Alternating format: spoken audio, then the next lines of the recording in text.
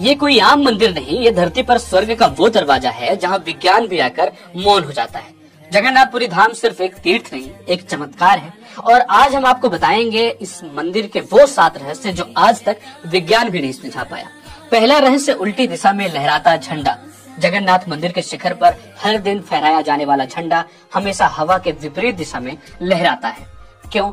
इसका कोई वैज्ञानिक जवाब नहीं है। और हैरानी की बात, इसे बिना किसी सुरक्षा के चढ़कर बदला जाता है, वो भी हर रोज। यदि एक दिन भी मंदिर का झंडा नहीं बदला गया तो सीधे 18 सालों के लिए मंदिर बंद कर दिया जाएगा।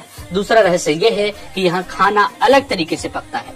मंदिर में प्रसाद 7 बर्तनों में से एक दूसरे के ऊपर पकाया जाता है, लेकिन ऊपर वाला बर्तन सबसे पहले पक जाता है।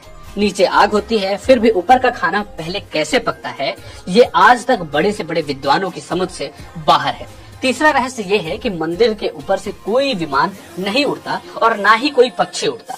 क्या ये भगवान की शक्ति है या कुछ और? चौथा रहस्य, सुदर्शन चक्र का वो चमत्कार है, चाहे आप मंदिर को किसी भी तरफ से देखें, चक्र हमेशा सामने से ही दिखाई देता है। ऐसा ऑप्टिकल परफेक्शन दुनिया में कहीं और नहीं दिखता।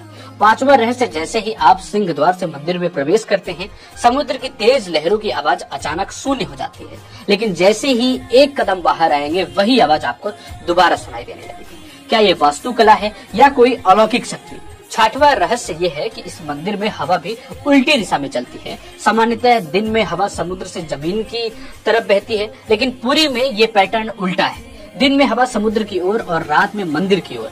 ये क्यों होता है, कोई नहीं जानता। सातवां रहस्य, यमराज की वो तीसरी सीढ़ी है जो पूरी दुनिया के लिए रहस्य बना हुआ है। मंदिर में कुल 22 सीढ़ियां हैं, लेकिन तीसरी सीढ़ी पर कोई पैर नहीं रखता, क्योंकि मान्यता यही है कि यमराज का यहीं पर वास है। अगर आप दर्शन के बाद इस पर कदम रखते हैं तो मोक्ष मिल सकता है, लेकिन यमलोक भी निश्चित है। इसलिए भक्त इसे काली सीढ़ी कहकर पहचानते हैं और सावधानी बरतते हैं। इन 7 रहस्यों ने सिर्फ भक्तों को नहीं, वैज्ञानिकों को भी बहुत कुछ सोचने पर मजबूर कर दिया है। जगन्नाथ मंदिर में केवल सनातनी हिंदू ही आ सकते हैं।